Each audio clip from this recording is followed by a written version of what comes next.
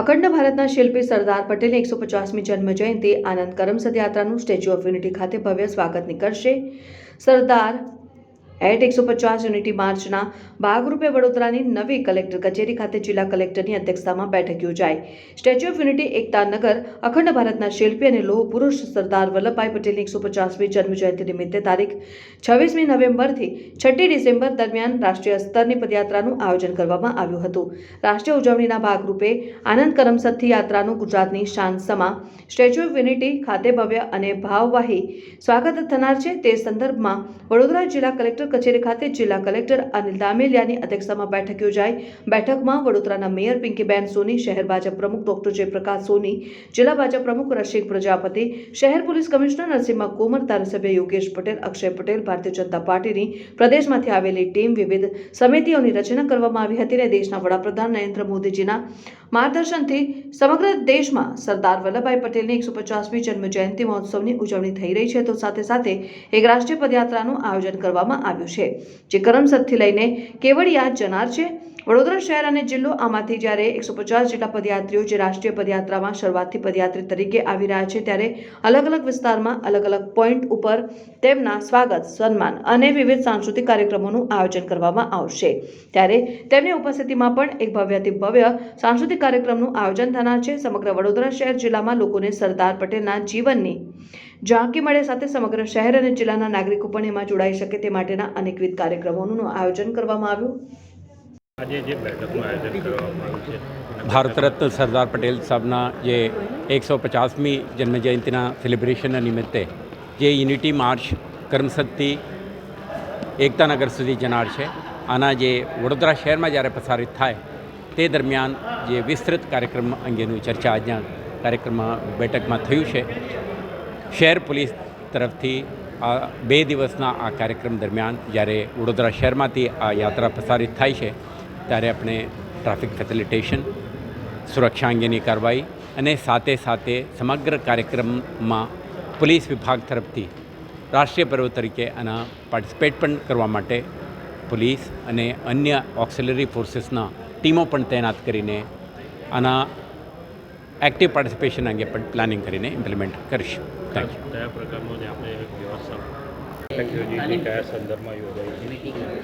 આદરણીય વડાપ્રધાન શ્રી નરેન્દ્રભાઈ મોદીજી દ્વારા તેમના એક વક્તવ્યમાં ઉલ્લેખ કરવામાં આવ્યો હતો કે જે દેશના નાગરિકો પોતાના ઇતિહાસમાંથી પ્રેરણા લે છે, તે દેશ ચોક્કસ સુંદર અને સફળ ભવિષ્યનું નિર્માણ કરી શકે છે।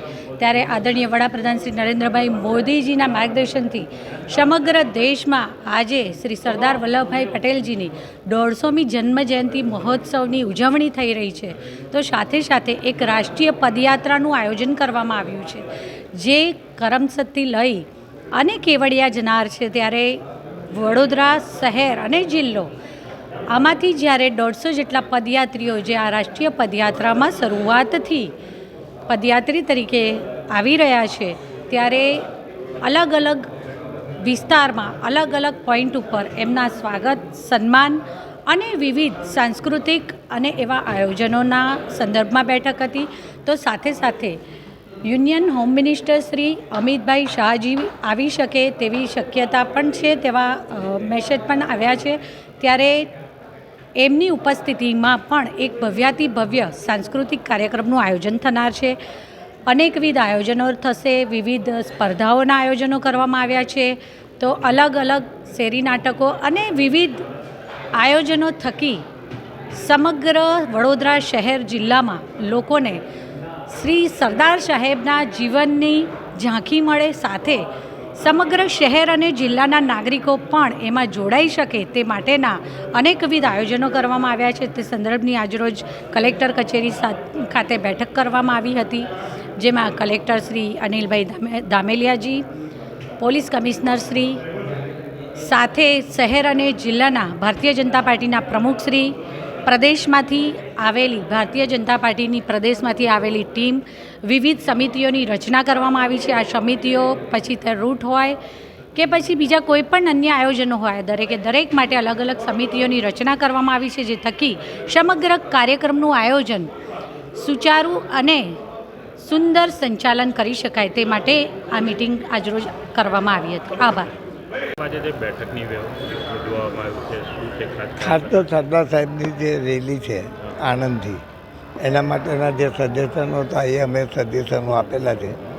ખાસ કરીને બીજું પોલીસની એક અગત્યની મેં સજેશન કરેલું છે આજે કલેક્ટરને ને પોલીસ કમિશનરને, જે જામવા પાસે જામવાને આગળ જે આખો ટ્રાફિક જામ થાય છે ને ખાસ કરીને ટ્રકોને લીધે જામ થાય છે, તો ટ્રકો ભરૂચથી જે પેલો હાઈવે જે બન્યો છે દિલ્હીવાળો ત્યાંથી વારી દે તો આ કાયમનો ઉકેલ હમણાં થઈ શકે એવું છે.